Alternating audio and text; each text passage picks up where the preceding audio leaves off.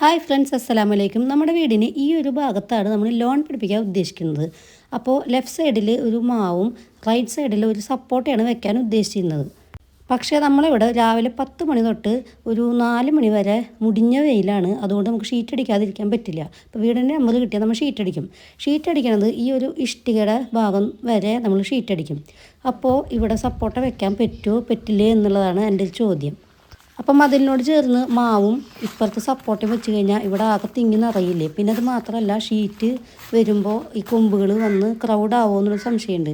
അപ്പോൾ എല്ലാവരും നിങ്ങളെ കമൻറ്റ് ബോക്സിൽ കമൻറ്റുകൾ രേഖപ്പെടുത്തണം. പിന്നൊരു സജഷൻ എന്ന് പറയുന്നത്, മതിലിനോട് ചേർന്ന് മാവും ഇപ്പുറത്തെ ഭാഗത്ത് കുറച്ച് ഓർണമെൻറ്റ് പ്ലാന്റ്സ് വെക്കാൻ വിചാരിക്കുകയാണ്. യൂജീനിയ, സൈപ്രസ്, ലോറപ്പറ്റാലം അങ്ങനെയുള്ള തൈകൾ ഇവിടെ വെച്ച് കഴിഞ്ഞാൽ ഹൈറ്റും വരും, എന്നാൽ വല്ലാതെ അങ്ങോട്ട് സപ്പോർട്ടയുടെ പോലെ ഹൈറ്റ് വരില്ല.